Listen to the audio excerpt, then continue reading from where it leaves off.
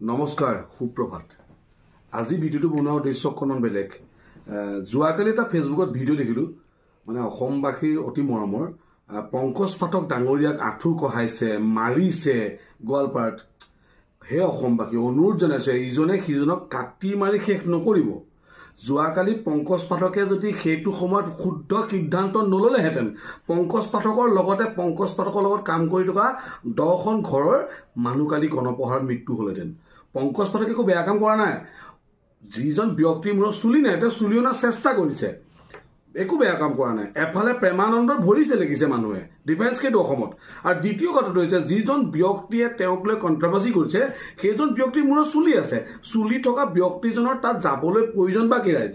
মই পংকজ পাঠকক চিনি নাপাওঁ ব্যক্তিগতভাৱে আৰু তেওঁৰ প্ৰডাক্টটো মই ব্যৱহাৰ নকৰোঁ কিন্তু দেখি বেয়া লাগিছে অত্যন্ত মানে দুখিত কমেণ্ট কৰিছোঁ মই মানে বিভিন্নজনৰ মতামত বিভিন্নজনে কৈছে যে পংকজ পাঠকৰ দৰৱ লগা চুলি গজিছে ছ'চিয়েল মিডিয়াত আমি দেখিছোঁ কিন্তু সেই অসমবাসী আপোনালোকে এনেকুৱা কাম নকৰিব আমাৰ অসমখন শান্তিত থাকিব দে গণপ্ৰহাৰত বহুত মানুহ মৰিছে ইতিমধ্যে এতিয়া এনেকুৱা ধৰণৰ যদি গতানুগতিক কাৰ্য চলি থাকে অনাগত দিনত কিন্তু অসম ৰখাতলৈ যাতো 100% চিয়'ৰ আৰু মই চৰকাৰলৈ অনুৰোধ জনালোঁ এনেকুৱা কিছুমান মানে